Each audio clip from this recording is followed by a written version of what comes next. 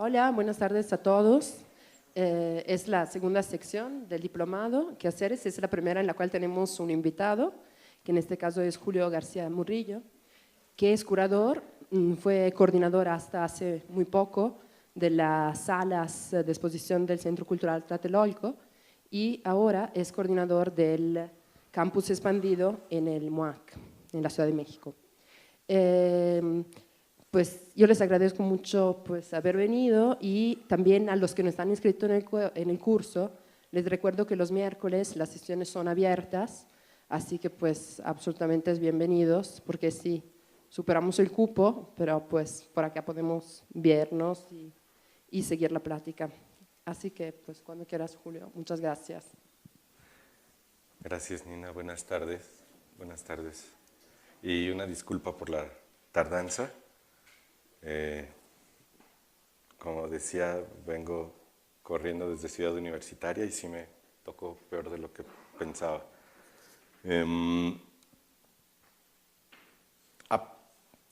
Cuando platicamos, Nina y yo, sobre digamos, el planteamiento del curso, a mí se me ocurrió presentar de una manera más o menos cronológica pues una serie de trabajos que he realizado en términos curatoriales, pero la mayoría de las veces de manera colaborativa y a partir de procesos de investigación.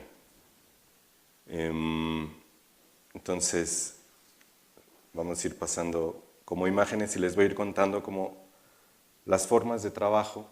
A mí me gustaría que de manera violenta y arbitraria me interrumpieran en el momento que lo creyesen prudente, como para hacer un marco ridículo de mi vida. Yo estudié filosofía, al mismo tiempo que estudiaba filosofía estudié arte, y entre una cosa y otra, de estar muy cercano probablemente a artistas, trabajando, empecé a hacer curaduría.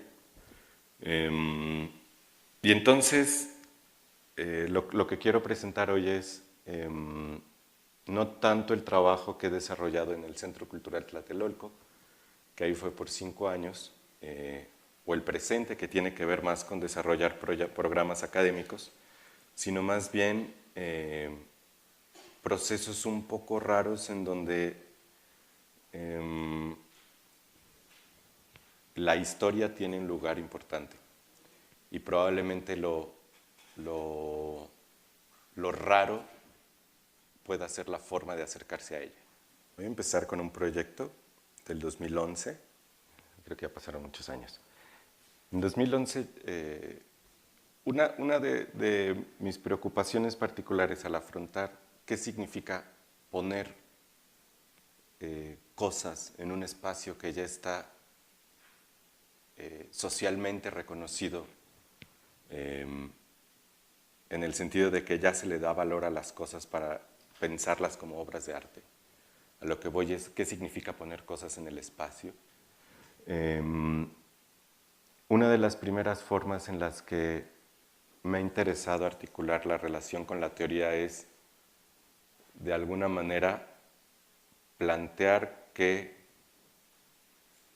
la curaduría podría servir como espacio de contemplación del abismo en el que estamos envueltos, pero de una manera más o menos segura.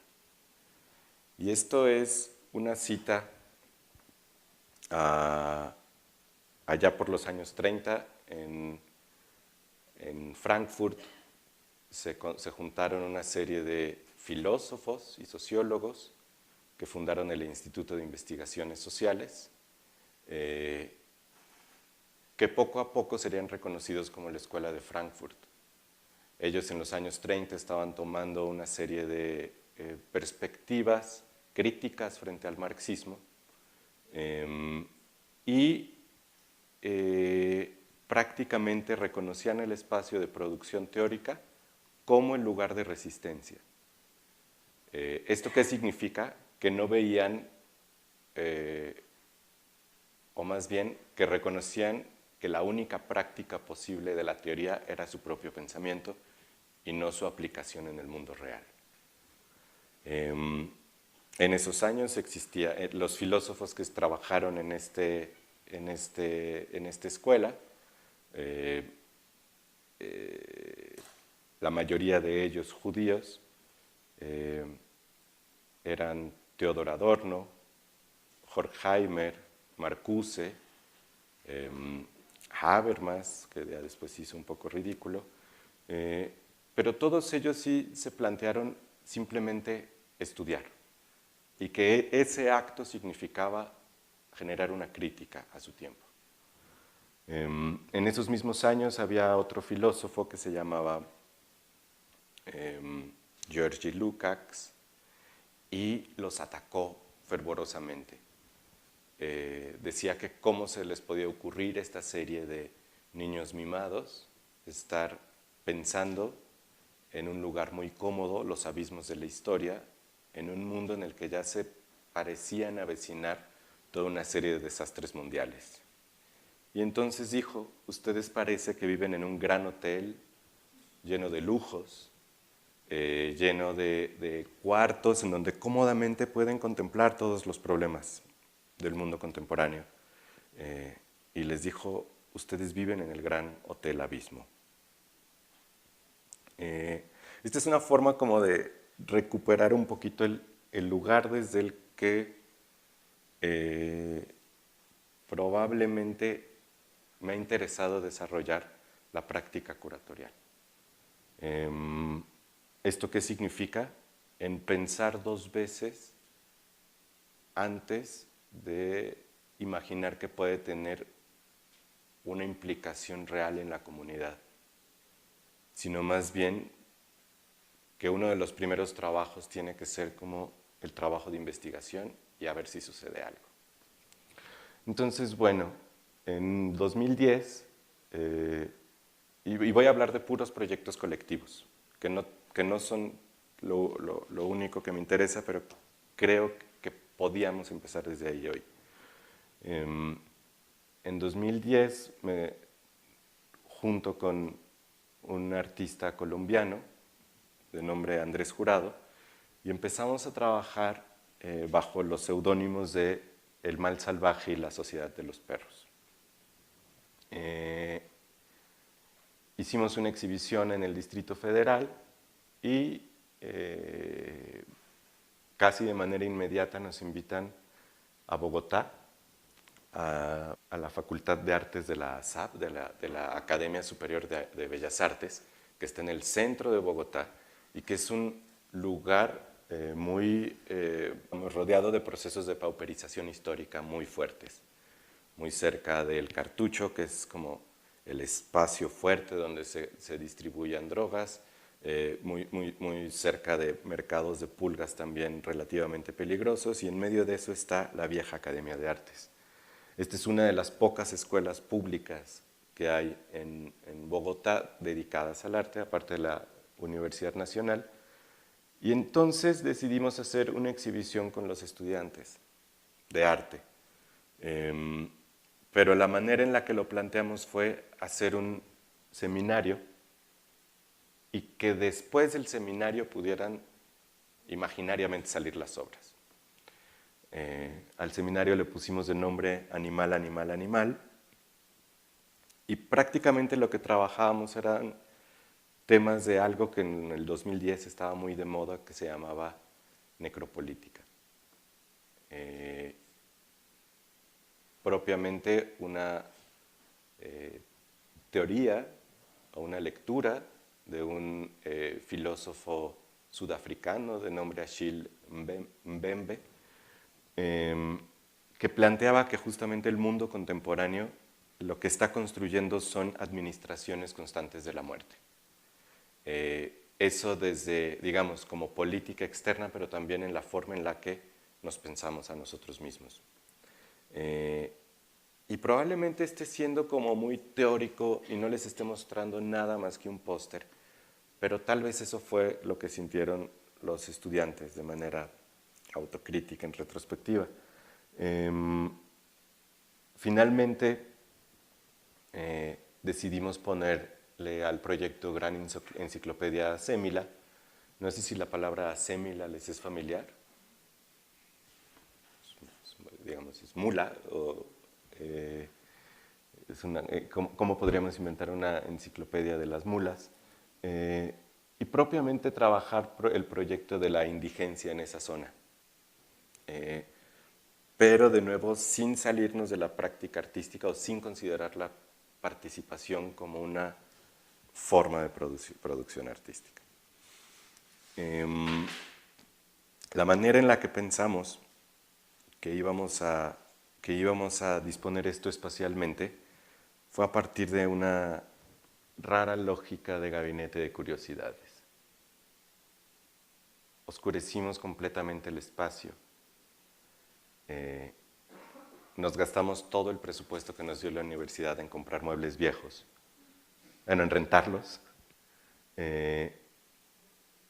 y articulamos un espacio en el que cada uno de los artistas ocuparon este espacio como de gran mueble, ¿cómo llamarlo? Entre gótico y barroco, y en el que cada uno de ellos desarrollaron proyectos específicos relativos a su experiencia de violencia en Bogotá.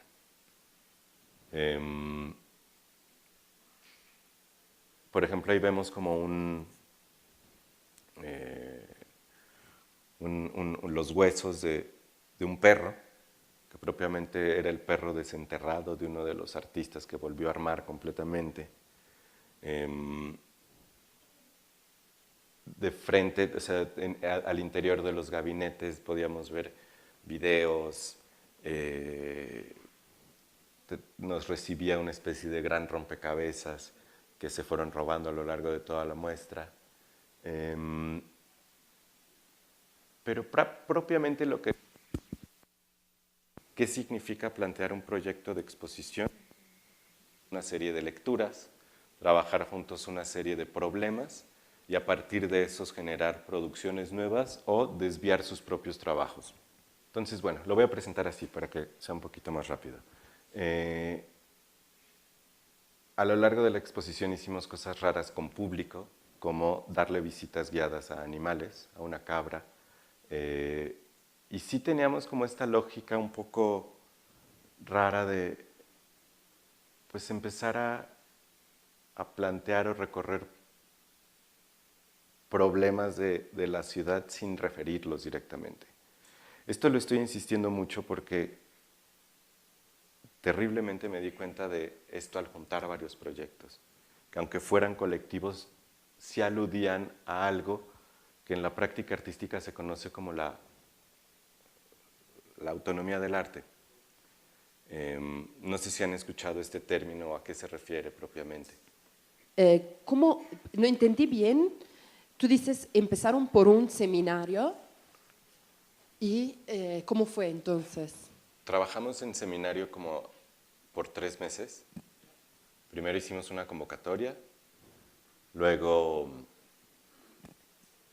empezamos a ocupar esta palabra que Andrés y yo llamábamos comisariar, pero era propiamente empezar a seguir un proceso artístico sin intentar intervenir en él más que con lecturas teóricas y académicas. Y la idea de empezar también con la anécdota de la escuela de Frankfurt era justamente porque creo que en esa discusión muchos de nosotros seguimos hoy empapados. Entre en qué sentido podemos pensar que la práctica artística puede salirse de los muros del museo e intervenir de manera inmediata a la comunidad, o de qué manera podemos pensar que es el museo y los espacios del arte lugares en donde se concentra algún espacio de crítica que afuera no es tan fácil poner en práctica. Entonces, por eso era como estas inyecciones de teoría crítica y en ese momento como de aburriciones de teoría postcolonial, que me gustan. Después de ese momento muy intenso, aquí le tengo mi guión. Después de ese momento muy intenso, ¿Puedo hacer primero otra pregunta? sí, Decías que ustedes no intentaban involucrarse o llevar como la temática, ¿no?, de lo que se iba a hacer. digamos el tema sí, pero no Sí. la producción. ¿Dónde Ah, estás? ok. Ah, ya Aquí. te vi. Pero, ¿qué tipo de lecturas iban poniendo? ¿O sobre qué línea iban? Estábamos leyendo a Mbembe, como lo dije al inicio, Achille Mbembe con Necropolitics. Estábamos leyendo a Donna Haraway, una escritora que plantea una serie de dimensiones críticas con cierto tipo de marxismo feminista para pensar la naturaleza y el cuerpo. Ella va a empezar con el cyborg y después se va a ir también a otras elaboraciones. En este momento también nos fuimos o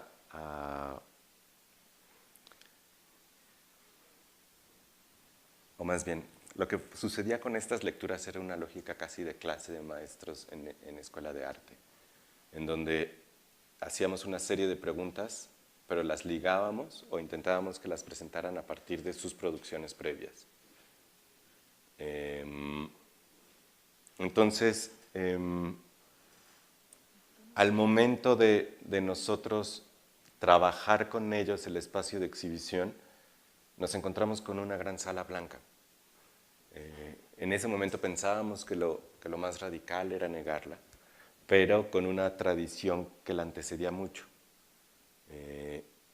Y por eso pensamos en una especie de gabinete de curiosidades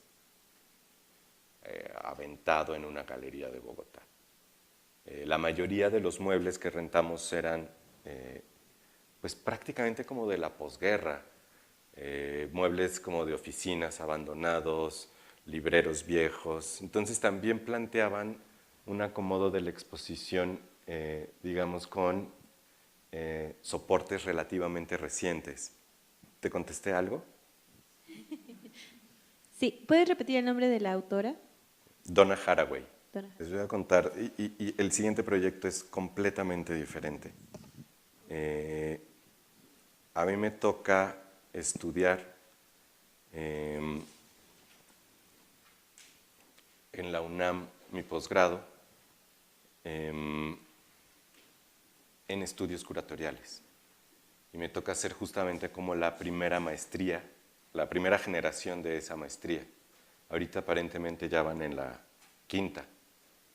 Y en estudios curatoriales, al mismo tiempo en el que estoy trabajando con el mal salvaje y la sociedad de los perros, entro en colaboración con otra curadora, también muy amiga de este museo, que se llama Amanda de la Garza, y ella va a estar trabajando en ese momento, me voy a desviar, pero es otro trabajo colaborativo. Ella va a estar cercana relativamente a el proceso de pasta de conchos. No sé si saben qué sucedió en pasta de conchos. Pasta de conchos es esta mina ubicada en Sonora, no, ¿sí es en Sonora? En la que muchos mineros se quedaron atrapados en el 2006. Esto es 2012, el momento en el que hacemos esta exposición, y seguían 6 años sin Grupo México, que eran como los dueños de la fábrica, reconocer su responsabilidad en el accidente. Entonces, a diferencia de esa muestra como medio surrealista, Gabinete de Curiosidades, con Amanda empiezo a trabajar una mini exposición con los objetos de pasta de conchos. Trabajando con las familias también. Entonces recolectamos una serie de mantas. Este lo hicimos en un espacio que se llama Casa Galván, que es de la Universidad Autónoma Metropolitana en el DF, y que era la casa de un viejo sindicato.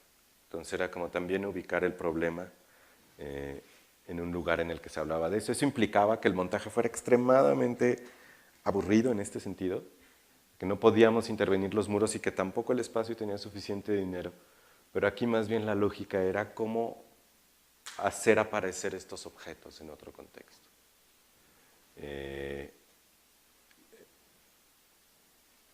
Entonces, en vitrinas pusimos las botas, la indumentaria, los objetos que ocupan, y prácticamente como que este trabajo se trató de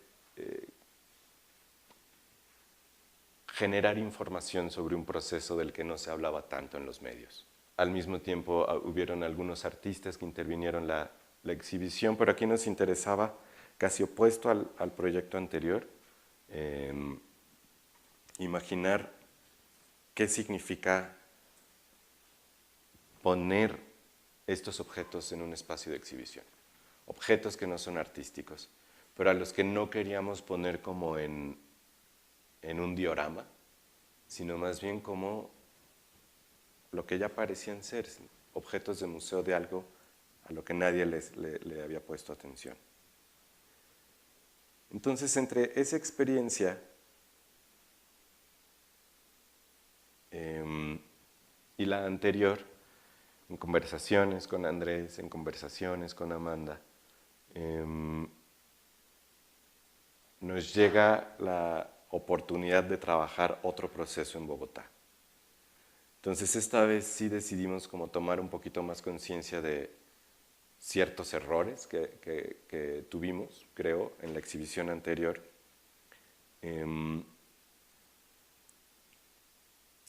Y empezamos a trabajar en un espacio que se conoce como el Parqueadero, un viejo estacionamiento en el centro de Bogotá, uno de los lugares más elegantes y fresas del lugar, porque es parte del Museo del Banco de la República. Y entonces aquí lo que decidimos fue empezar la exposición al revés. Así empezamos. Decidimos rentar de nuevo 8 escritorios, uno para cada artista. Con ellos habíamos ya trabajado todo un proyecto a lo largo de un año, pero en vez de montar su investigación, lo que decidimos hacer en Bogotá fue plantear el espacio de exhibición como espacio de investigación y como espacio de despliegue de diferentes problemas.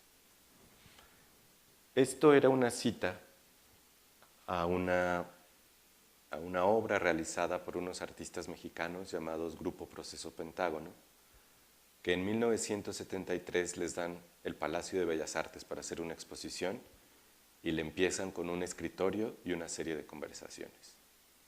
Entonces nosotros estamos trabajando en este momento problemas de cómo entender hoy la Guerra Fría y cómo entender, esto sucedió en 2013 y 2014, perdón, cómo entender eso que los medios de comunicación estaban llamando la colombianización de México. Propiamente a partir de la explosión de violencia por la guerra con el narcotráfico, empezaron también a emerger toda una serie de teorías sobre cómo estaba casi llegando esta colombianización aquí. Todavía no teníamos estas series maravillosas de Netflix. Y entonces trabajamos con 4 artistas de Colombia, 4 artistas de México.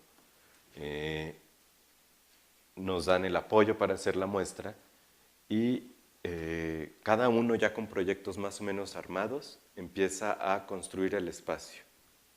Había varios profesores, varios artistas eran también profesores de universidad, entonces traían a sus grupos a darles clases en este lugar. Y empezamos a hacer como un recorrido de fueron 20 días en donde en todo momento había actividad en la sala. De nuevo, pensamos que algo que nos interesaba era no salir del espacio de exhibición. Varias veces los policías del banco nos tenían que sacar. Pero era también como la idea de construir esta ficción de como centro de contrainformación en el que estábamos intentando ver qué sucedía. Por ejemplo, aquí sí ya creo que ya puedo empezar a hablar como de piezas u objetos específicos. Una de las maneras en las que empezamos a imaginar la Guerra Fría fue leyéndola históricamente. En 1948, en Bogotá sucede como un gran pogromo, un gran estallido de violencia, que después se conoció como el Bogotazo. Y este se debió a que, de alguna manera, cierta ala del Partido Conservador en ese momento fue culpabilizada de haber asesinado al candidato de la oposición, a Gaitán. Pero en ese momento que sucede este estallido de violencia, en Bogotá también están reunidos diferentes países de todo México, de toda América, para fundar la Organización de los Estados Americanos. Y en ese momento también están reunidos en Bogotá los miembros del Partido Comunista, entre los que estaban los cubanos, entre los que estaba Fidel Castro. Entonces es un momento en el que muchas cosas van a ocurrir, pero México tiene como su participación destacada porque tenía una gran exposición de arte que presentar.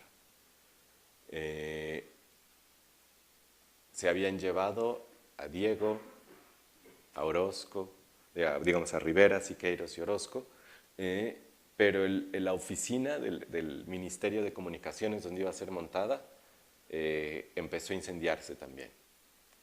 Entonces Fernando Gamboa, que fue un museógrafo muy importante en la primera y segunda mitad del siglo XX y que era el encargado de llevar la exhibición, digamos, era el curador de la exposición, como niño héroe se envolvió en una bandera mexicana, levantó su placa diplomática y empezó a pedir que lo dejaran pasar entre la muchedumbre que se estaba matando para llegar a Comunicaciones y lograr sacar todas las pinturas. Entonces, dos artistas de la exposición van a trabajar este momento. Fernando Caridi, de Chile, vamos a también tener artistas de Chile y no, era México, Colombia y Chile. Presenta la Organización de los Estados Americanos. Entonces rentamos un baño químico, lo introdujimos al museo, logramos todo el proceso para que los visitantes al museo también pudieran ocupar este baño, para que cada 3 días fueran empleados a limpiarlo, y cada 3 días después de su limpieza se envolvía el baño con una nueva bandera de la OEA. En este momento estábamos muy entusiasmados, pero no nos dábamos cuenta de lo desgastante que es hacer una exposición en el que todos los días sucede algo. En la sala estaba este póster, que era el póster, digamos, que pusimos antes de hacer cualquier cosa, el que describía qué iba a suceder, y estaban estas tablitas burocráticas en donde ya registrábamos si pasó esto, no llegó el señor del baño. Entonces, prácticamente fue vivir en una sala de exposición 20 días. Arturo Marruenda, otro artista, artista de la Ciudad de México que también hace teatro, él va a estar justo trabajando en un momento muy particular del cierre del gobierno de Obama. Y él lo que va a estar pensando van a ser los sellos postales. Y a partir de eso va a empezar a preparar una instalación que ya no ocurrió en Bogotá, sino que llevamos a la segunda fase de la muestra en Oaxaca. Pero bueno, sigamos ahorita en Bogotá. Trabajamos también con tejidos, digamos, con el imaginario indígena de los tejidos y cómo había sido como clasificado a lo largo de la Guerra Fría. Andrés Jurado trabajó la idea de, bueno, esta exposición, y me estoy dando cuenta que muchas de las que siguen van a tener siempre un elemento histórico. Entonces, en el 48, aparte no, perdón, en el 64, aparte del 64 al 68, aparte de estarse preparando los astronautas para viajar a la Luna, en los desiertos de Arizona, de estar, digamos, en exhaustivas pruebas físicas, una de las cosas que van a hacer la NASA apenas surgiendo va a ser mandar a los astronautas a la selva del Chocó colombiano. Y los van a entrenar para poder soportar diferentes cambios de temperatura ahí. Pero eso sucede en el mismo momento en el que Kennedy va a viajar a Colombia y se va a formar la colonia Kennedy, que va a ser una de los imaginarios del barrio americanizado en Bogotá. En la Ciudad de México tenemos muchos de esos barrios, digamos, bajo el nuevo modelo urbano americanizado, como la Colonia del Valle, y yo me imagino que aquí en Puebla debe haber también ese modelo de casa en la que el centro comercial o el supermercado empezaba a ser el centro de la vida. Entonces, con delirios aeroespaciales empezábamos a hablar también sobre la forma de entender la selva. Otro colaborador, Fernando Escobar, de Bogotá, él va a empezar a trabajar la gráfica de las marchas. En el momento en el que presentamos la exhibición de la enciclopedia Semilla, había toda una serie de marchas muy fuertes por una huelga en la Universidad Nacional de Colombia. Y se generó muchísima gráfica. Entonces, lo que planteó Fernando como tema de estudio fue empezar a ver si esa colombianización de México o mexicanización de Colombia se podía leer en las formas en las que practicábamos la gráfica en ambos países. Entonces, en México recolectó gráfica o documentación sobre el taller de gráfica popular, sobre otro espacio que se llama Escuela Mártires del 68, que hicieron mucha gráfica en ese año, y se las lleva a Bogotá para empezar a ver si había también un movimiento hacia el sur en la forma en la que comprendemos la distribución de imágenes masivas para fines políticos.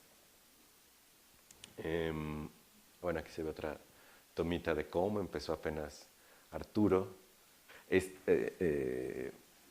Catalina Holguín lo que trabajó fue a partir de... intentó juntar la mayoría de las etiquetas de la ropa de los visitantes al museo y a partir de eso realizó una especie de estadística de dónde venían la mayoría de la ropa. Eso lo hicimos primero en Bogotá, después lo hicimos en la Ciudad de México y casi toda la ropa de un visitante promedio de museo venía de las variables de producción de Zara y de ese gran corporativo. La muestra le llamamos Bitácoras de un equívoco. Una manera de registrar toda una serie de formas variables de leer la historia. No era una historia única o unívoca, sino una historia equívoca. Una historia que podía contarse de varias formas. Y ahí es donde empieza también, digamos, a hacerse más patente esta intención de trabajar algo que ya podríamos llamar como investigación artística o curatorial juntas, que era justo lo que nos interesaba. Empezar a plantearnos un tema, trabajar un año y ver qué pasaba. Aquí el ejercicio fue más divertido porque sí significaba mostrar antes de hacer. Entonces, cuando estaba preparando esto, hoy no encontré las fotos de Oaxaca, pero sí encontré el catálogo.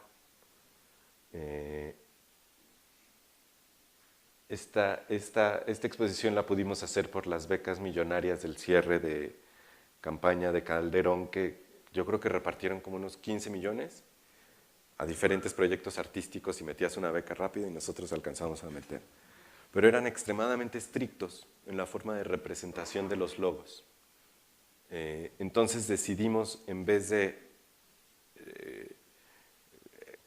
poner esos logos de manera molesta, mejor que toda la tipografía del catálogo fuera así hasta exagerarlo.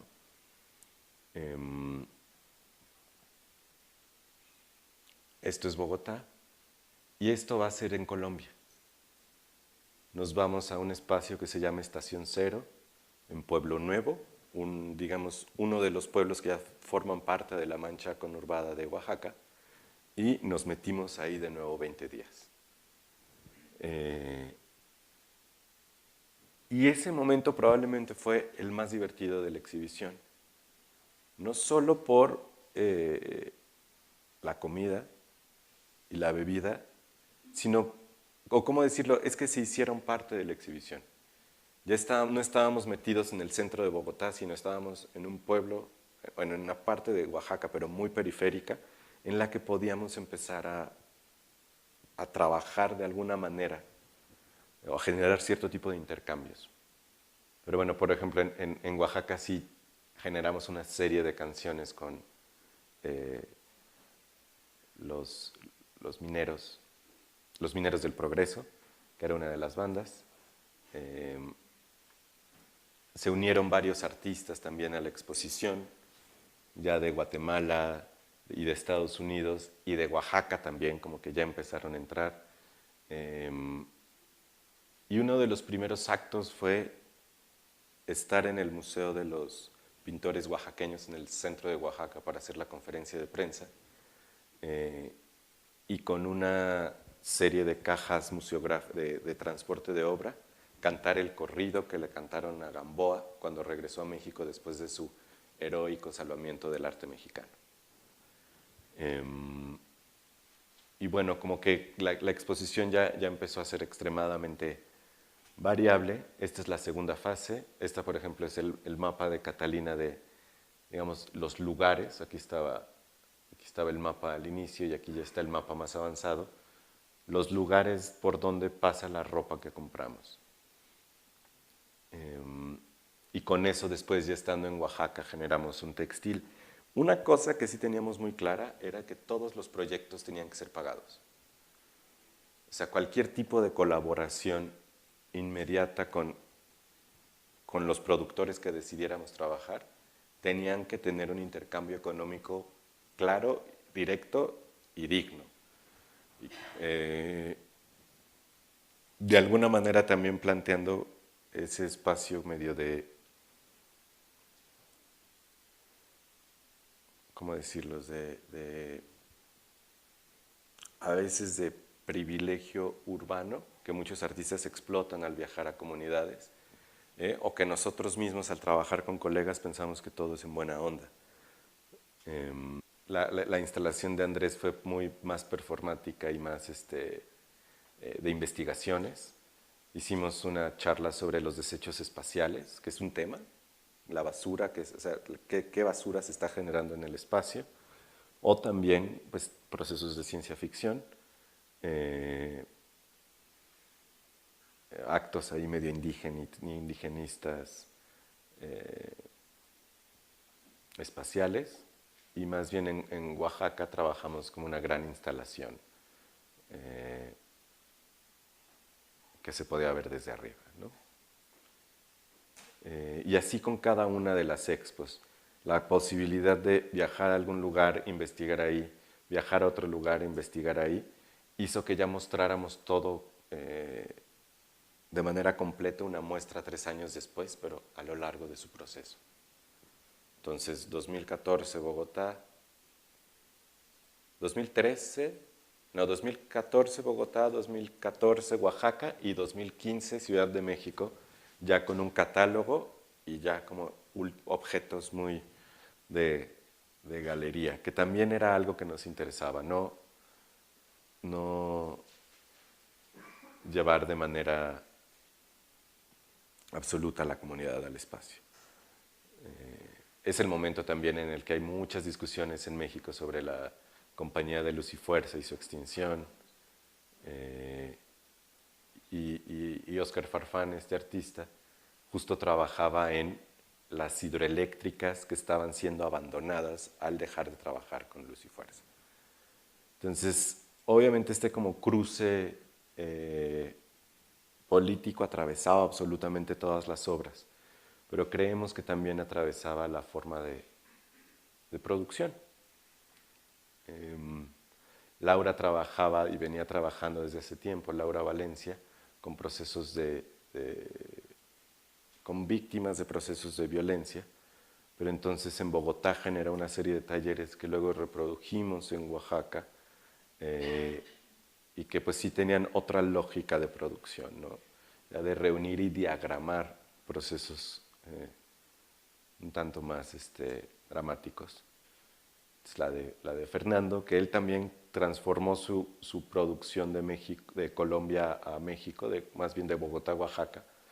Digamos, estos eran sus dibujitos para el baño que ustedes ya vieron.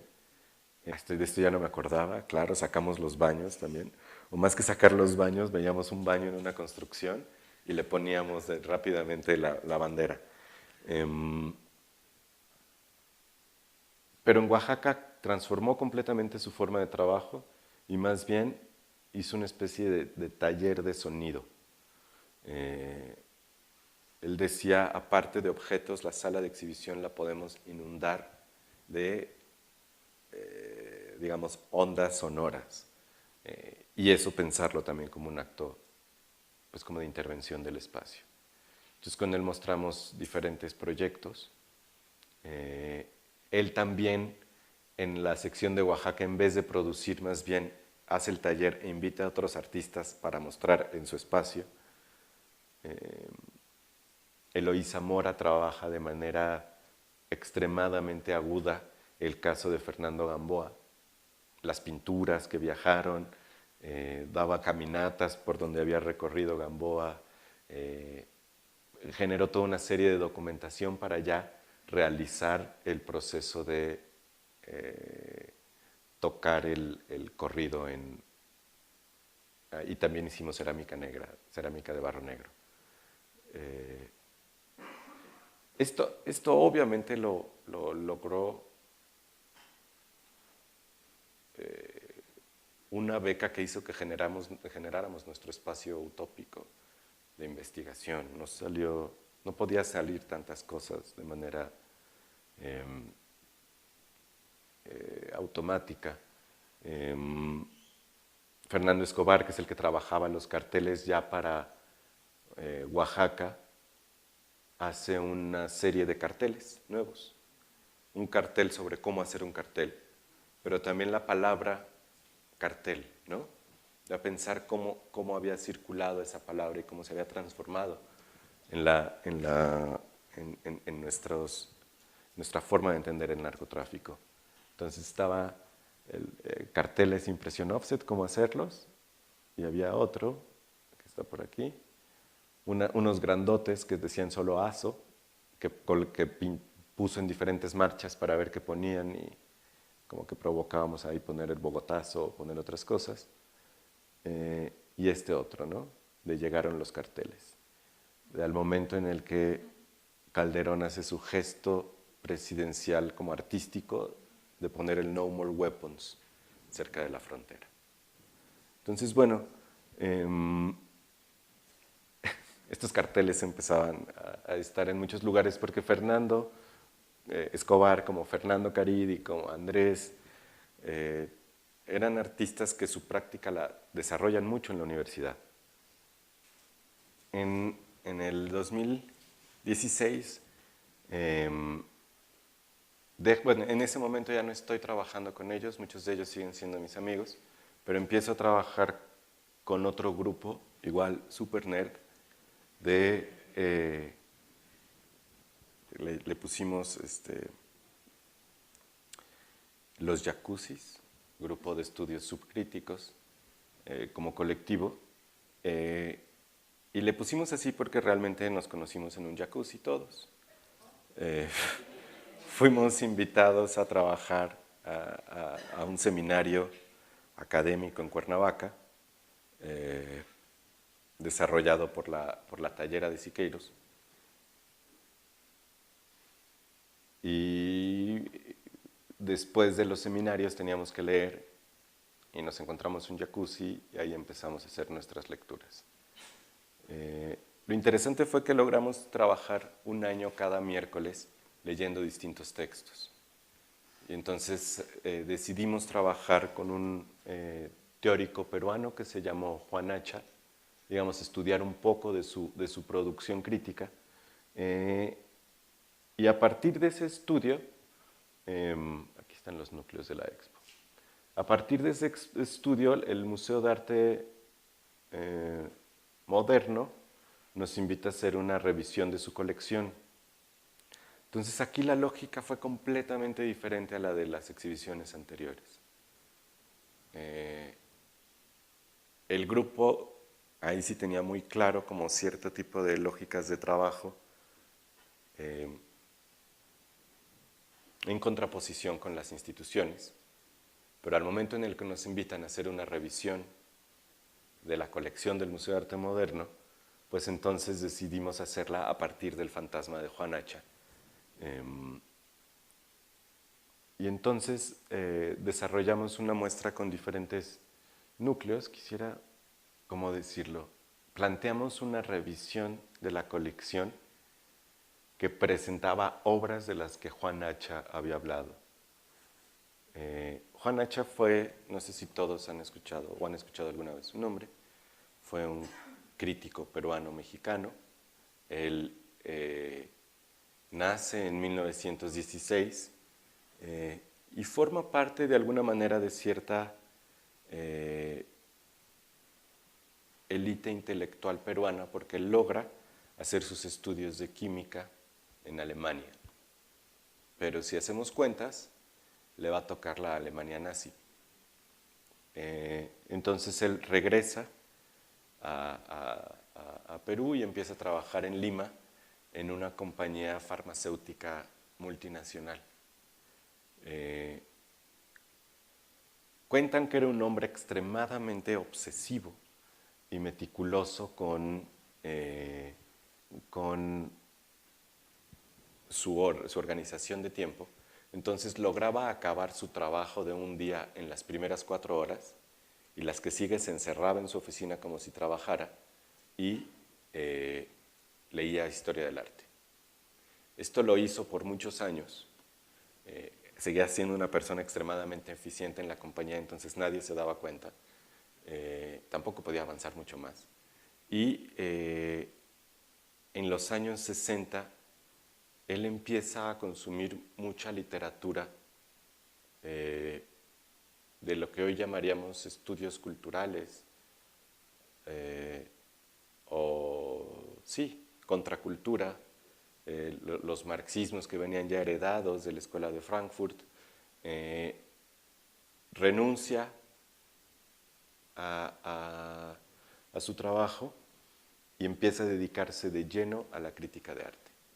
Y él va a ser probablemente uno de los primeros escritores que van a hablar de ese momento en la práctica artística en el que empieza a salirse la pintura del marco, o la escultura de su soporte, o empieza a entenderse la ciudad como un espacio para construir ambientes. Él va a ser uno de los primeros también que va a hablar de eso que llamamos hoy arte conceptual. Va a ser uno también de los críticos que va a reconocer la función política del muralismo mexicano y el gran daño que tal vez hizo la ideología que generó la abstracción al pensar al muralismo como un movimiento oficial de esos viejitos comunistas. Entonces Hacha lo va a recuperar. O sea, Hacha va a decir la función social del muralismo es probablemente mucho más valioso que la de estos cuadros abstractos que circulan de la misma manera que la pintura tradicional. Él también, en un momento muy particular, va a empezar a observar arte popular. Va a ser una persona extremadamente curiosa que va a estar intentando recorrer todos esos puntos en donde podía encontrarse una manera de desestabilizar la forma en la que entendemos el arte. Y él tenía también diferentes formas o modos de escritura. Entonces va a escribir como texto periodístico, crítico, pero también va a escribir textos mucho más académicos y complejos, y también va a escribir libros para secundaria y preparatoria. Entonces es como, digamos, para el grupo, para los jacuzzis fue también como un modelo de imaginación de cómo podemos trabajar y qué tipos de escritura sería interesante desarrollar. Después de hacer la exposición en el Museo de Arte Moderno, tuvimos toda una serie de peleas con el equipo, porque 2016 era el centenario del nacimiento de Juan Hacha. Y en ese momento el Centro Nacional de las Artes estaba organizando un coloquio gigante y nuestra exposición inauguraba 2 meses antes. Entonces, la primera intervención medio agresiva que logramos fue pensar que el espacio de exhibición no solo eran las salas, sino ver la forma de que el Excelsior nos publicara en la primera página cultural, aunque el museo no quisiera. Y lo logramos.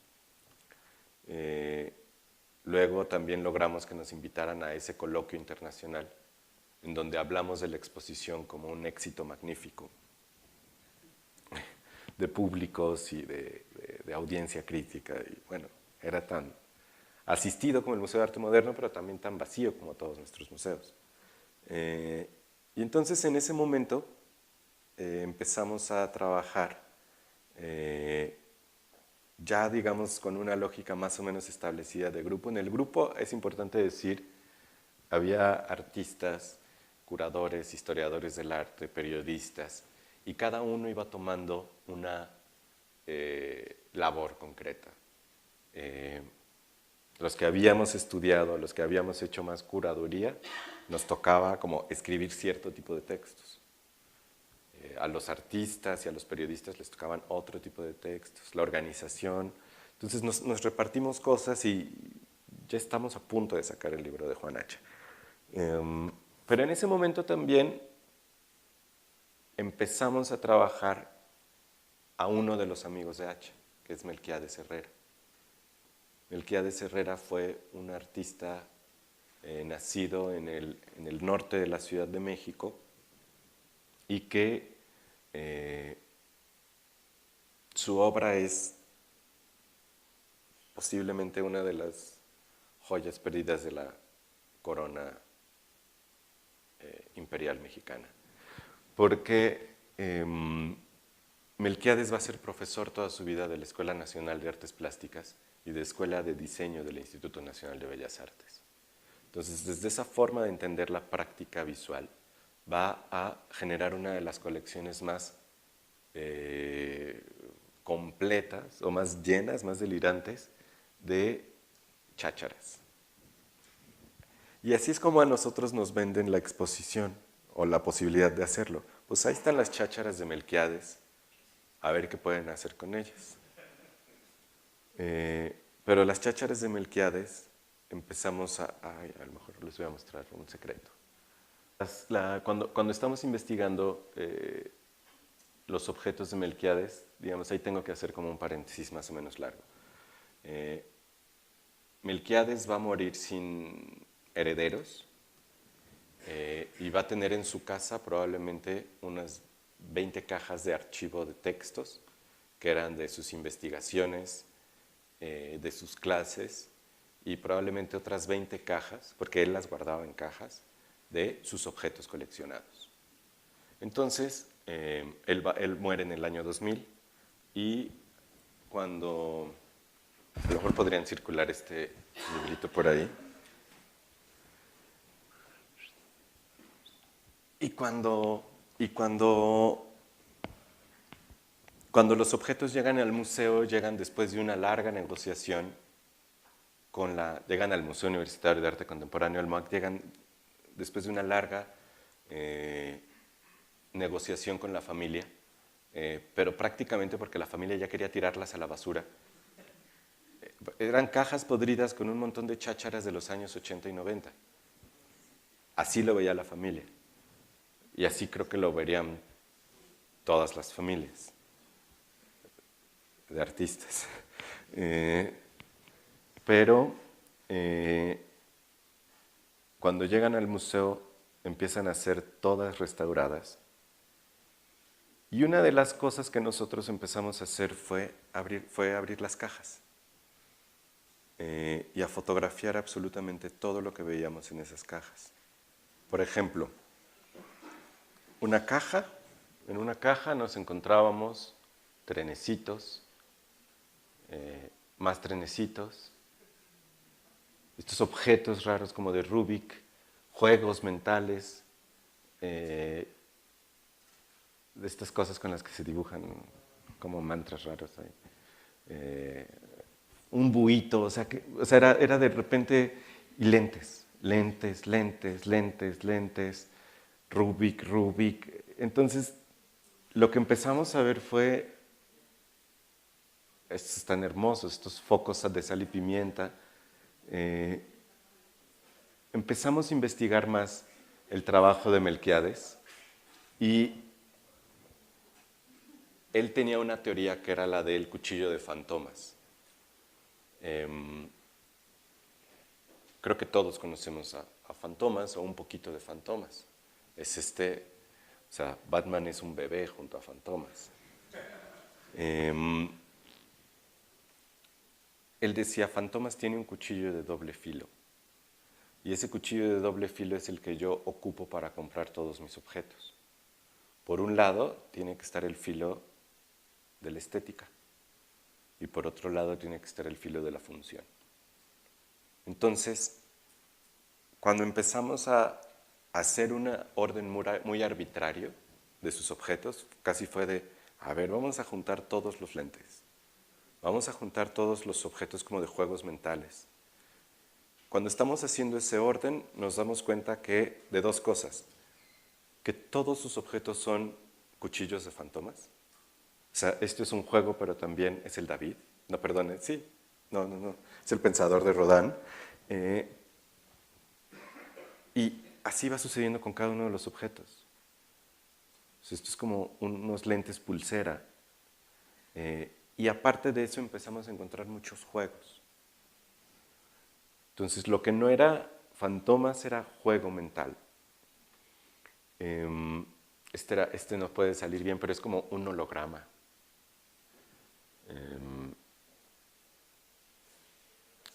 Y bueno, una colección de corbatas gigantesca.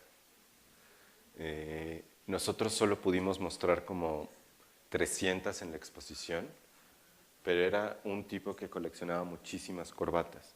Y estas son nuestras fotos de trabajo. Esto es un cuchillo de fantomas perfecto. Entonces, bueno, después de hacer después de hacer toda la investigación, que toda la investigación, esa palabra a veces le da mucha seriedad a las cosas, pero es correr para llegar a tener una idea lo más rápido posible porque teníamos que montar pronto. Decidimos hacer una cosa y fue empezar a juntar los objetos que nos interesaran y a indagar económicamente de dónde venían y en qué año habían sido producidas. En la lista de obra del catálogo más o menos aparecen algunas cosas que logramos dejar mejor en la exhibición, pero sí pudimos plantear una ruta muy específica de Fayuca de los años 90 y una ruta muy específica de importaciones del inicio, o cómo decirlo, de la decadencia de Japón y la emergencia de China. Y también una transformación, porque venían los años y donde se producían las cosas en varios objetos.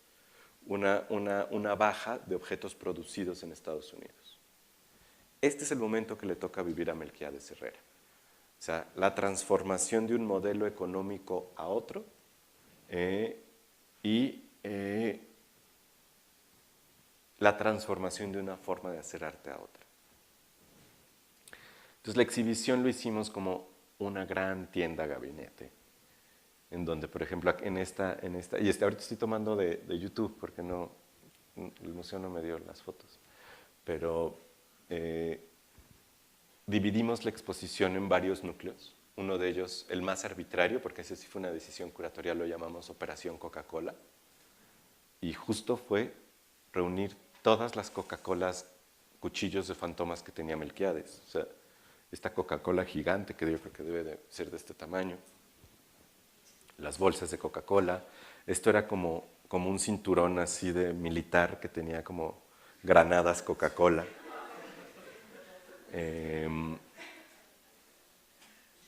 También trabajamos su obsesión con Marcel Duchamp. Entonces aquí es Melquiades Herrera como Rose Lavie, está travestido. Y esto nos dejaba también trabajar la forma en la que él había entendido el arte. Por otro lado, estaba arriba, está su colección de peines. Esta era la sección del cuchillo de fantomas. De alguna manera, y obviamente Melquiades también coleccionaba muchísimos números de fantomas. Entonces, él escribió muchísimo acerca de este tema y probablemente una de las secciones, bueno, aquí, es que no sé, aquí no se ve, pero imaginen que aquí atrás están un montón de corbatas colgadas, aquí hay otras corbatas colgadas, y descubrimos también ropa. O sea, Melquiades era obseso de buscar o sea, iconografía en la ropa. Entonces estaba Picasso, pero también estaba Malverde, pero también estaba la Virgen de Guadalupe. Y él coleccionaba todas estas, pues todas estas cosas. También había un gabinete de erotismo. Pero lo que yo quiero mostrarles es a Jess Roselyn, otra del equipo de los jacuzzis. Melquiades va a ser un obseso de la ciencia moderna. Y va a imaginarla, y cuando digo ciencia moderna, tal vez hay que imaginar a Galileo Galilei, o a Galileo Galilei en Italia, o a Robert Hooke en Inglaterra, mostrándole en una mesita como la que estoy ahorita yo, los experimentos a la corte. Entonces él decía, el artista contemporáneo es algo entre un científico postrenacentista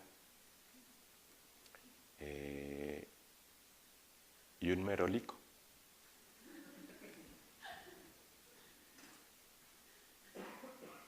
Y yo creo que esa risa es justo la que él estaba buscando también. O sea, para Melquiades era fundamental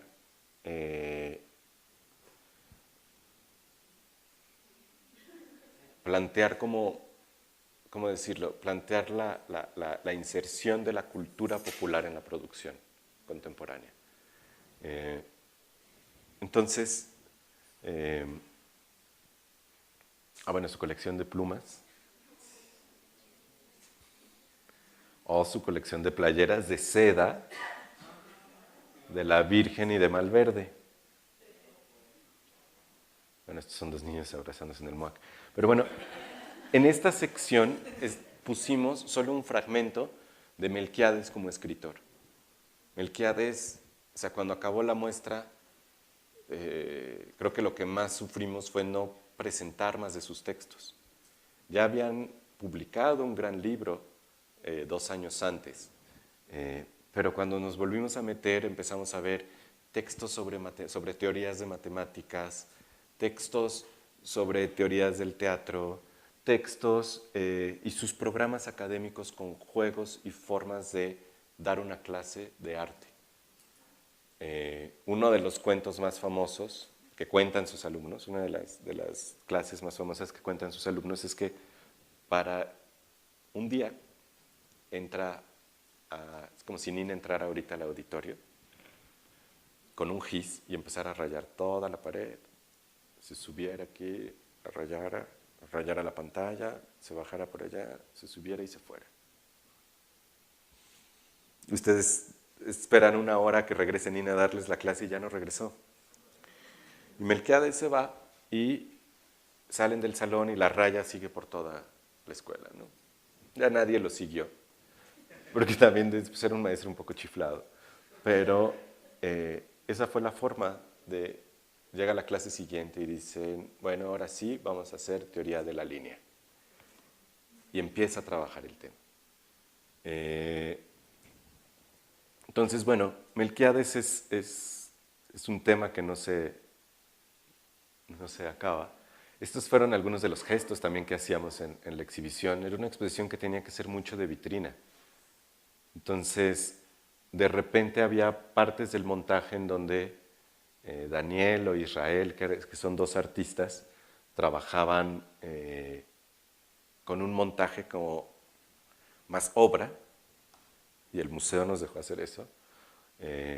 También hubo un taller del cuchillo de fantomas de uno de los alumnos de Melquiades, Víctor Sulzer, o hicimos una lectura de cartas por otro de sus alumnos, Vicente Razo. Y bueno, esta era una de las fotos que preparamos para el catálogo, que por ahí está circulando. Entonces, como recapitulando un poco, que creo que he presentado nada, han sido como varias formas de colaboración diferente en donde la investigación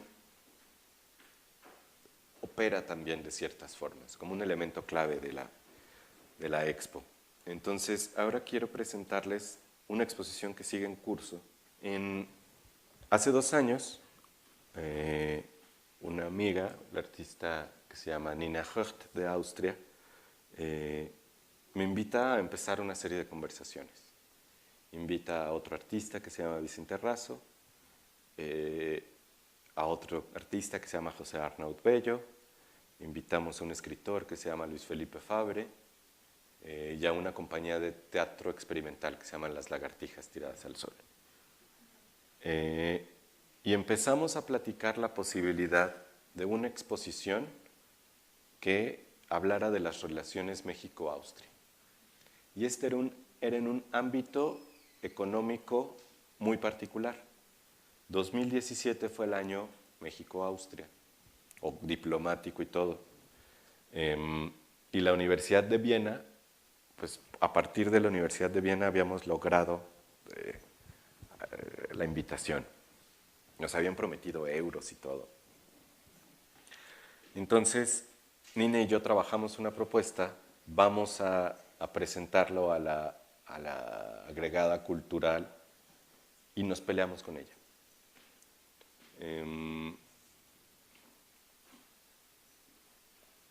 Entonces, gracias Nina.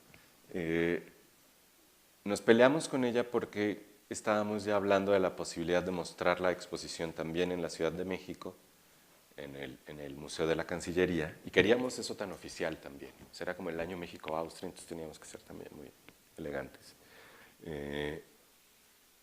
Pero en la Junta, la agregada cultural austriaca nos plantea que tenemos que ser menos críticos y que teníamos que tal vez cerrar la exposición en un momento, porque querían invitar a Peña Nieto a escuchar la Filarmónica de Viena, que aparentemente ya es de Carlos Slim.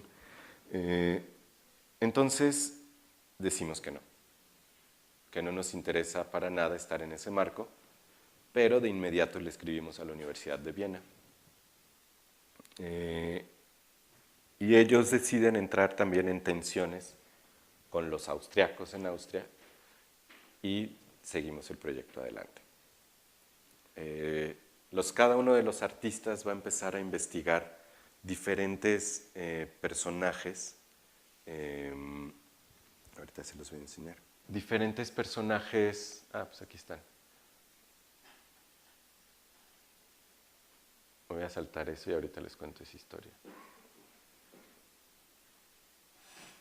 La forma en que vemos posible empezar a trabajar las relaciones México-Austria fue a partir de personajes específicos que habían ido allá o venido para acá. Vicente Razo va a trabajar 3 personas, y había también coyunturas históricas muy particulares que nos interesaban. Evidentemente, el Segundo Imperio mexicano y la República Juarista, la Guerra Civil Española, que implicó también otro cruce de austriacos y mexicanos, y la Segunda Guerra Mundial, y otra serie de desplazamientos en los años 60. Pensemos en migrantes que viajan a Cuernavaca, muy cercanos a Erich Fromm y a otros filósofos. Entonces, Vicente Razo va a empezar a trabajar la figura de Iván Illich, este pedagogo experimental que vivió muchos años en Cuernavaca, también de Friedrich Katz, que es este gran historiador de la reforma agraria mexicana,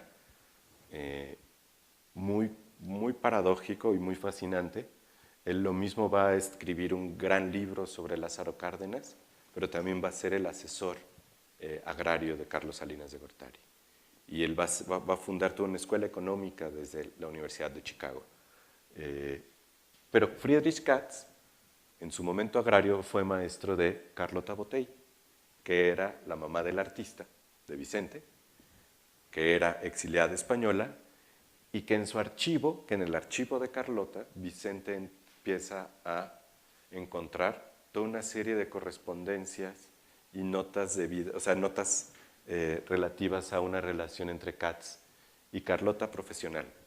O sea, los dos estaban trabajando procesos agrarios y Carlota había sido alumna y participado en varias ponencias, y esto le da a Vicente también como una ruta para empezar a trabajar.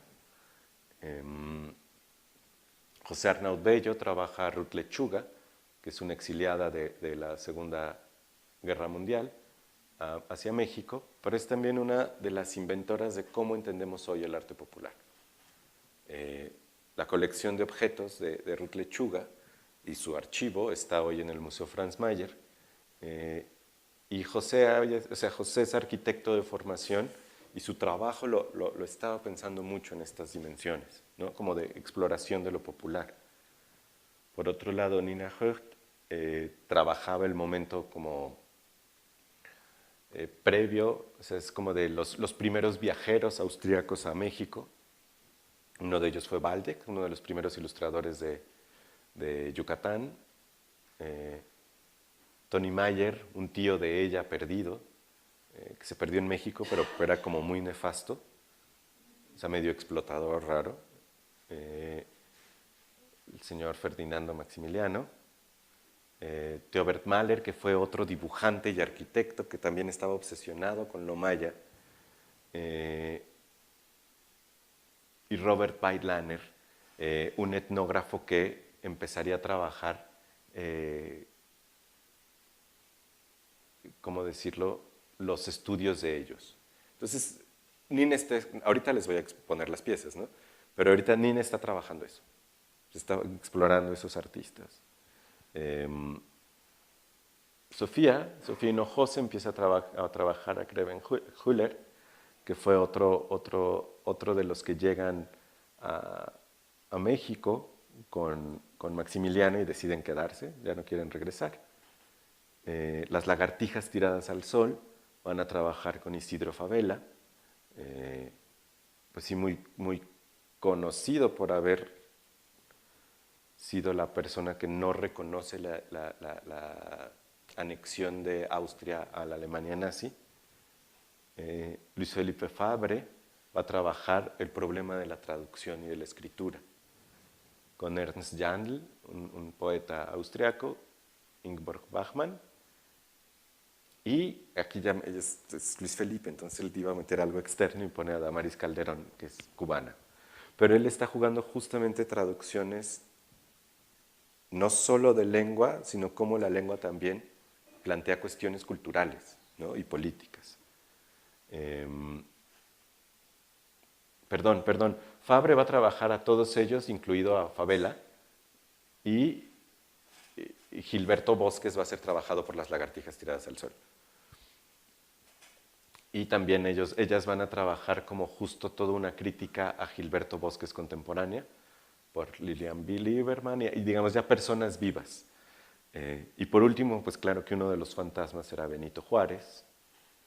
Yo decido trabajar un poco con Benito Juárez, un poco con Santiago Rebull, que era el pintor de la corte de Maximiliano, con Siqueiros y sus obsesiones como austriacas, y con Santiago Papasquiaro y su exilio no, más bien una vez lo corrieron de Viena.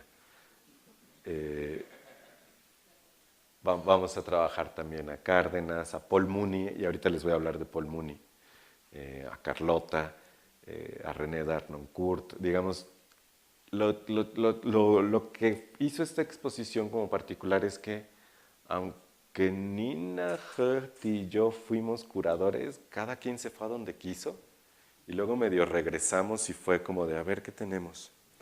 Entonces,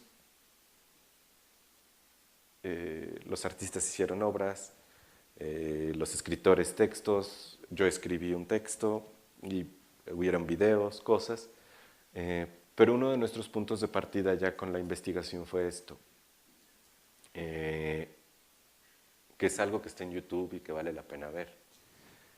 En 1937, la Warner Bros. Hace la película Juárez. Y es una película que va a ser parte como de una trilogía muy particular. El director de la peli se llama William Dieterle, otro exiliado por la Primera Guerra Mundial. Y él va a hacer películas con un austrohúngaro que es Paul Mooney, en el que van a poner en escena vidas modernas revolucionarias. Entonces van a hacer una película de Émile Zola, van a hacer una película de Louis Pasteur y van a hacer una película de Benito Juárez. Y lo emocionante de la película de Benito Juárez es que vienen a México y buscan a los herederos de Juárez para buscar su máscara mortuoria y para que Mooney pudiera todo el tiempo tener una prótesis de la máscara de Juárez en la película.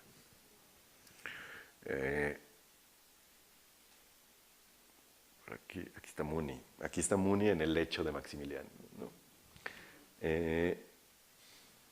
Es una película fascinante porque sí va a plantear de alguna manera las obsesiones o las tensiones de la pre-Segunda Guerra Mundial como cifradas en la forma de leer la tensión con Juárez.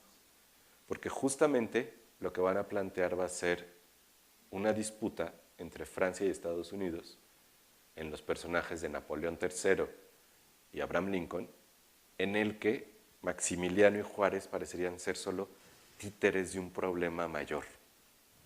Y ese va a ser el planteamiento en 1938. Entonces, a partir de esto nosotros no tenemos por qué inventar ninguna versión de nada, no podemos tampoco, pero tal vez nuestro trabajo es ver estas diferentes imágenes o estas diferentes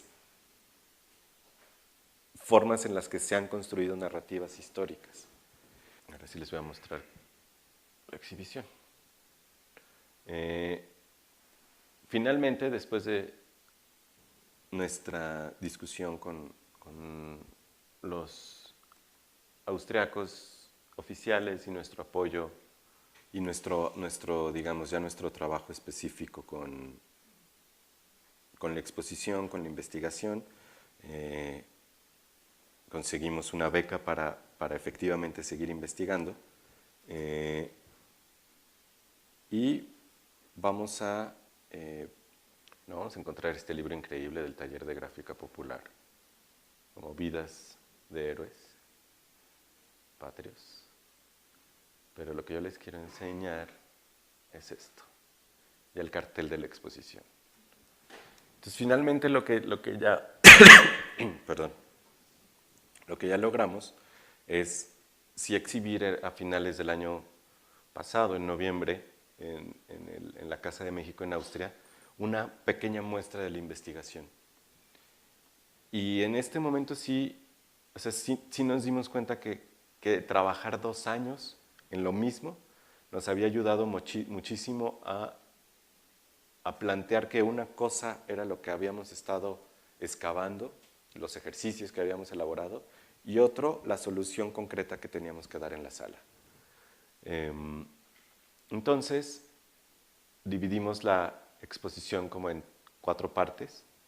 Primero, exposición como tal, en donde José monta un video que ahorita verán. Fernanda y Adán son los encargados, son los comisionados para hacer estas ilustraciones y biografías. Sofía Hinojosa y Operación Hormiga hacen una serie de carteles. Nina Video, Vicente Gráfica, Escultura. Hay un ensayo leído en voz alta, que era lo importante de Luis Felipe Fabre, y lo tenían que leer en español y en alemán. Y una lectura performática de Luisa de las Lagartijas, ¿no? Y aparte, también ya nos pusimos como muy, ¿cómo decirlo? Como del diablo viste a la moda, y decidimos también llevar una serie de obras de Natalia, que es esta artista, la llama arte prêt-à-porter o arte para llevar puesto.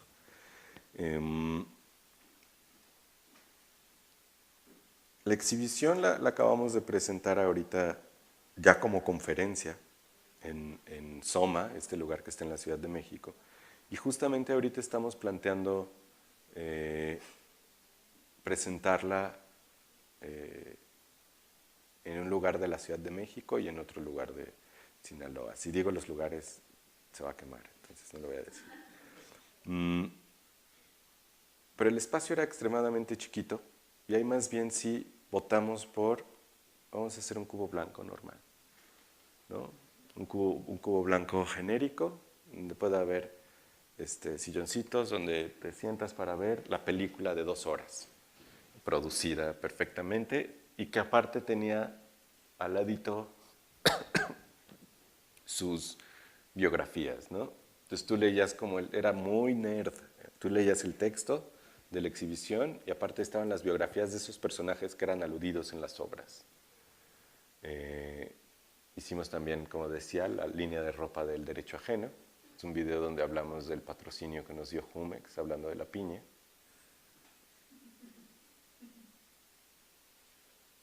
Ahí pueden ver los juguitos. Bueno, con Vicente Razo una vez movimos la cabeza de la ex Secretaría de Relaciones Exteriores de Juárez e hicimos el monumento al artista conceptual. Pues ahí estaban las placas de piedra que lo hablaban, José y su videíto, que realmente es una conferencia, entonces a veces lo podemos mostrar como video y a veces como conferencia. Estas son las fases del monumento al artista conceptual, la cabeza en su espacio original, los montajistas expertos desmontándola y montándola afuera del centro cultural, ¿no? Para estar unos meses a la intemperie y luego demolerse todo. Pero quiero mostrarles esto, ¿no? Y al final también como un gran altar gráfica de Vicente Razo, que él planteaba justo un cruce, o sea, en la investigación de Friedrich Katz y de la biblioteca de su mamá y de Iván Illich y de todos ellos, pues empieza a jugar también con la mística de la revolución y formas muy específicas en las que visualmente pues sí se trabaja justo con una iconografía que podría ser religiosa. Hicimos un seguro espiritual para la exposición, que estos los venden en San Miguel de Allende. Y bueno, o sea, fue, pues más bien es un trabajo reciente que todavía está en desarrollo. Ahí hicimos una sesión de fotos con algunos de los miembros.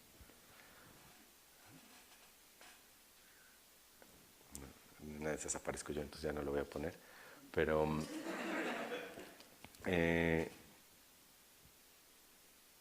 algo así, ¿no? Muy mal. Pero bueno, o sea, la idea del derecho ajeno también surgió porque en un momento la misma agregada cultural con la que nos peleamos nos robó el proyecto. O sea, las ideas de trabajo que luego ella convirtió en conferencia. Entonces, ahí fue donde un título de trabajo que era Historias Cruzadas ya se convirtió de manera completa en un elemento como político, nuestro también. Entonces fue de no, hay que respetar el derecho ajeno. Y lo repetimos varias veces, lo platicamos también entre todos. Nuestras pláticas no eran propiamente juntos, a veces son 15 correos electrónicos, y decidimos ponerle el derecho ajeno. Y como el derecho ajeno, pues ya estamos ahorita intentando editar el libro de la investigación y no tanto de la exposición, en el que aparecen estas biografías, los guiones y, digamos, una especie de huella de ese momento en el que imaginamos una relación entre arte, ley e historia. Y pues creo que ya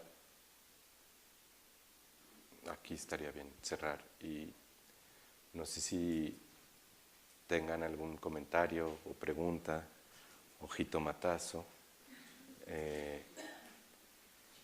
De alguna manera a mí lo que me interesaba justamente era presentar esta relación como entre colaboración e investigación al momento de hacer una exhibición en el que el trabajo individual es importante, pero yo creo que trabajar colectivamente ciertos contenidos a veces puede abrir rutas que uno solo no puede ver.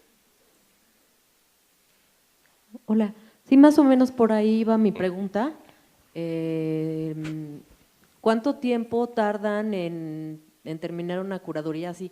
Sé que es muy variable y que también depende de muchas situaciones, si están juntos, si no se ven nunca, no sé, pero ¿cuál es como el mínimo tiempo en que pueden organizar, poner claras las ideas y tener algo en cierto? No sé. O sea, esta exposición nos tomó 2 años. Cuando llegamos aquí ya sabíamos que esos objetos eran una fase, nada más. Los trabajos con Melquiades Herrera, por ejemplo, que fue con otro grupo de artistas, pues sí nos tomaron unos 7, 8 meses. De ya medio conocer Melquiades y de empezar a entrar a un archivo que era un universo. Entonces a los 4 meses entramos en ansiedad porque supimos que ese archivo nunca lo íbamos a acabar, entonces que ya teníamos que más bien plantear una mirada muy específica. También presenté proyectos muy raros, o sea, en el sentido de que, raros en el sentido de que no es tan fácil hacerlos como miembro de una institución. O sea, en ninguna institución ahorita creo que podemos tener, a lo mejor el Amparo sí, porque yo sé que sí tiene procesos muy largos, pero museos públicos no tienen tanto tiempo para poder preparar sus exhibiciones. Entonces estas siempre fueron como por fuera, buscando becas y buscando medio un espacio en el que no formáramos parte nosotros de la institución en la que trabajábamos. Y eso nos permitía ser muy necios a veces, o no ceder. El caso de Melquiades Herrera lo logramos porque medio conocíamos, porque uno de los miembros trabajaba en el museo, pero porque en nuestra forma de trabajo decidimos que eso no iba a ser un impedimento de ponernos necios. Pero es muy variable. O sea, han sido de 2 años, de 1 año, o las primeras fueron de 5 meses y a ver qué sale y vámonos. Lo mismo que la forma de iniciar los procesos, porque a veces inician leyendo, o a veces inician con material físico, o a veces inician pensando en un personaje y de ahí se arrancan. Que fue este caso. Cada quien escoja sus personajes y a ver qué sale. Ok, gracias.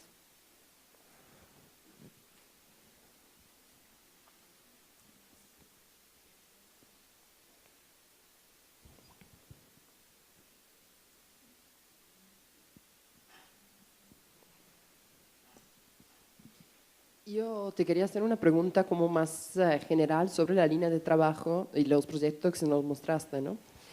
Y te quería preguntar, según tú, ¿qué tienen en común estos proyectos? O sea, a lo largo de tu práctica, así curatorial, en los proyectos más bizarros de tu trayectoria, como tú dijiste, ¿no? Los más excéntricos también de las instituciones, ¿qué piensas que que te guíe, ¿no? Como nunca me acuerdo cómo se dice en español, bueno, como una especie de mecanismo, ¿no? De interés, de unas polaridades que recorren en la investigación.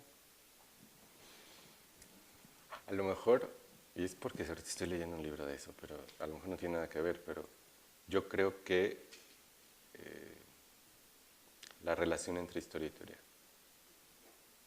Pero cómo se puede activar algo desde un proceso artístico y curatorial y no desde un aula o una biblioteca. Por eso me interesaba empezar con el Gran Hotel Abismo, ¿no? Como también de plantear que algo como lo que estamos haciendo ahorita, o sea, ocupar los muros del museo para apartarnos de nuestro mundo inmediato, también también es importante. Que no todo tiene que ser completamente directo porque a veces hacemos lo mismo. Y a veces hacemos lo mismo también. Entonces es como...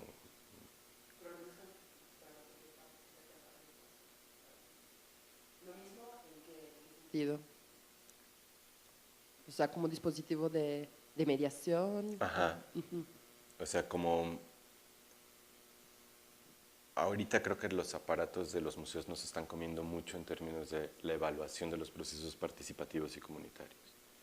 O sea, ya heredamos de los últimos 20 años, o más bien nos comimos de los procesos artísticos, los museos, ciertas formas de operación que ya se están incorporando muy, muy denso.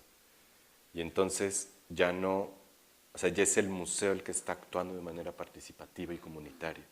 Y yo veo ahí un riesgo grande, que no sé qué signifique, pero es como de repente llegar, o sea, quedarse en el lugar como más aparentemente tradicional de sí intento trabajar procesos históricos y políticos, pero vamos a estudiar los 2 años.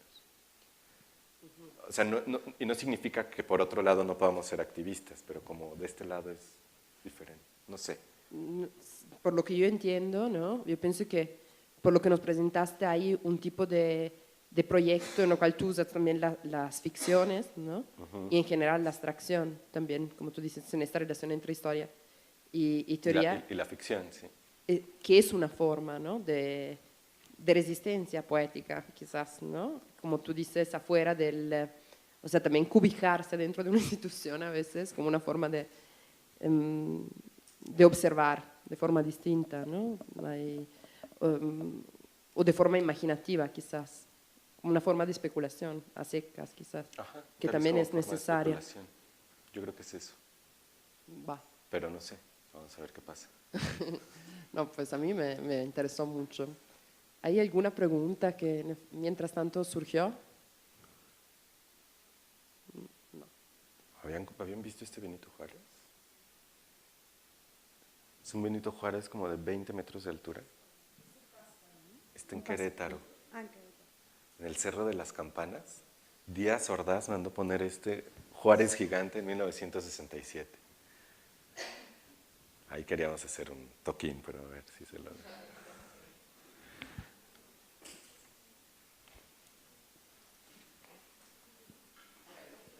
Bueno, te agradecemos muchísimo, Julio, la plática y pues bienvenido acá en el museo y gracias por compartirnos.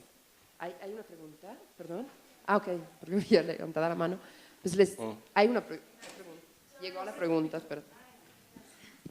Los textos de Melquiades Herrera están a libre consulta, o sea, bueno, los de para abrir cuentas, algo así dijiste.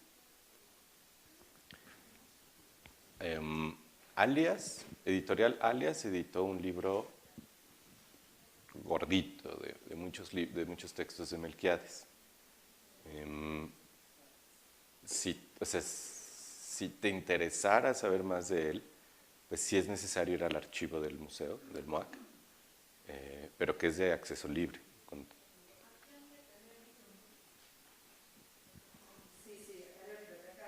Libro, si gusta consultarlo, en la Biblioteca del Amparo tienen el libro que nos cuenta Julio.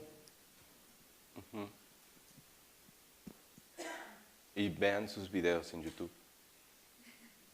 porque ahí es donde él pone en escena a este personaje mago, merolico, científico.